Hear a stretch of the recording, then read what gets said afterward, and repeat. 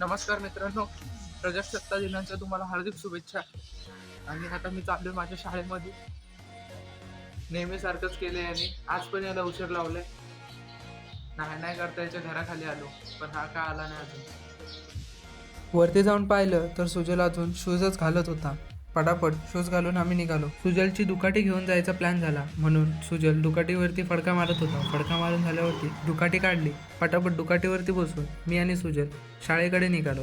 शाळेला पोचलो तर कार्यक्रम सुरूच होत होता, म्हणून पाहुणे आले आणि झेंडावंदन सुरू केलं. आलेल्या मान्यवरांनी झेंडा फडकवला, सर्वांनी टाळ्या वाजवल्या व कार्यक्रमाला सुरुवात केली. सुरुवातीला स्वागत गीत झाले, तसेच पुढे इतरही कार्यक्रम झाले. 1 तास 20 मिनिटे स्केटिंग करून ह्या लहान मुलाने आपलं नाव वर्ल्ड रेकॉर्डमध्ये सामील केलं होतं, त्यामुळे त्याचा सत्कार करण्यात आला.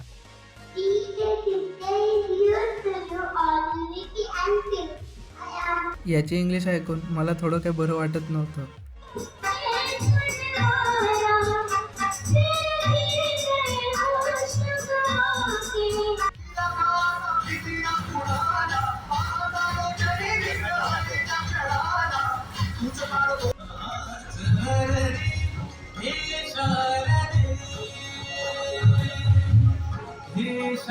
आमच्या शाळेतले सर्व कार्यक्रम पाहून आम्ही मोन्यामध्ये जाण्याचा प्लॅन केला. पाटील शाळेला पोहोचलो व तिथे जाऊन पाहिलं तर काय प्रोग्राम चालू होते. पहिला कुस्तीचा प्रोग्राम चालू होता. नंतर जालियनवाला बाग हत्याकांड हे पोरांनी ॲक्ट करून दाखवलं होतं.